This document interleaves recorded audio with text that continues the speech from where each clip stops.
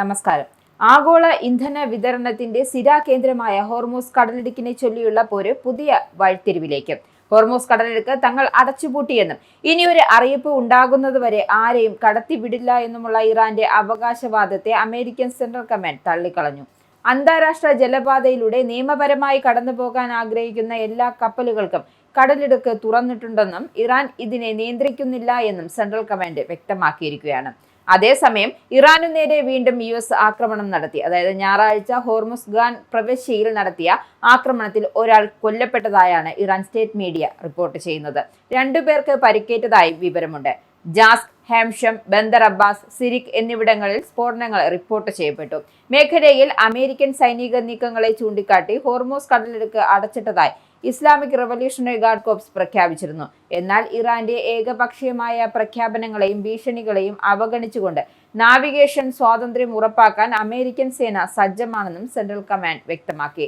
ഇറാന്റെ ആക്രമണങ്ങളെയും ഭീഷണികളെയും നേരിടാൻ സേന കൃത്യമായി നിലയുറപ്പിച്ചിട്ടുണ്ട് എന്നും ഗതാഗതം സുഗമമാണെന്നും അവർ വ്യക്തമാക്കുന്നുണ്ട്. കഴിഞ്ഞ ദിവസം ഇറാനിലെ 140 സൈനിക കേന്ദ്രങ്ങളിൽ അമേരിക്ക നടത്തിയ ആക്രമണത്തിന് തിരിച്ചടിയായി ഗൾഫ് രാജ്യങ്ങളെ ഇറാൻ ആക്രമണം നടത്തിയിരുന്നു. അതിന് പിന്നാലെയാണ് ഇറാനിൽ വീണ്ടും ആക്രമണം റിപ്പോർട്ട് ചെയ്യപ്പെടുന്നത്. വാണിജ്യ കപ്പലുകൾക്ക് നേരെയുള്ള ഇറാന്റെ ആക്രമണം തടയാനാണ് ആക്രമണം നടത്തിയതെന്നായിരുന്നു അമേരിക്കയുടെ വാദം. അമേരിക്കൻ ആക്രമണങ്ങൾക്ക് മറുപടിയായി Bahrain, Jordan, Qatar, Oman, Kuwait എന്നീ 5 ഗൾഫ് രാജ്യങ്ങളിലെ അമേരിക്കൻ കേന്ദ്രങ്ങളെ ലക്ഷ്യമാക്കി ഇറാൻ ആക്രമണം നടത്തുകയായിരുന്നു. ജോർദാനിലെ പ്രിൻസസ് ഹസൻ വ്യോമതാവളം, ഖത്തറിലെ ജെറ്റ് മെയിന്റനൻസ് സെന്റർ, കുവൈറ്റിലെ റഡാർ സൈറ്റ്, ഒമാനിലെ ഇന്ധന പ്ലാറ്റ്ഫോമുകൾ എന്നിവ തകർത്തതായും IRGC അവകാശപ്പെടുന്നുണ്ട്. അമേരിക്ക കൂടുതൽ ആക്രമണം നടത്തിയാൽ ഇതിലും ശക്തമായ തിരിച്ചടി ഉണ്ടാകുമെന്നും ഇറാൻ മുന്നറിയിപ്പ് നൽകുന്നു. ഏതായാലും ശനിയാഴ്ച അമേരിക്ക നടത്തിയ 3ാം റൗണ്ട് ആക്രമണത്തിന് പിന്നാലെയായിരുന്നു ഇറാൻ ഗൾഫ് രാജ്യങ്ങളിലെ താവളങ്ങൾ ലക്ഷ്യം വെച്ചത്.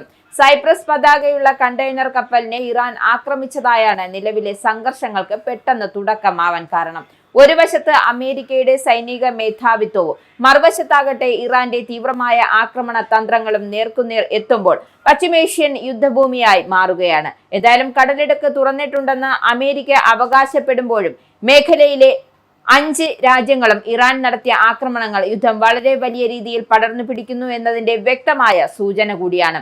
വരും മണിക്കൂറുകളിലും ഹോർമൂസ് കടലിടുക്കിൽ നിന്നും ഗൾഫ് രാജ്യങ്ങളിൽ നിന്നും വരുന്ന വാർത്തകൾ ലോകത്തിന്റെ ശ്വാസം അടക്കി പിടിക്കുന്ന തരത്തിൽ മാറിയിരിക്കുന്നു.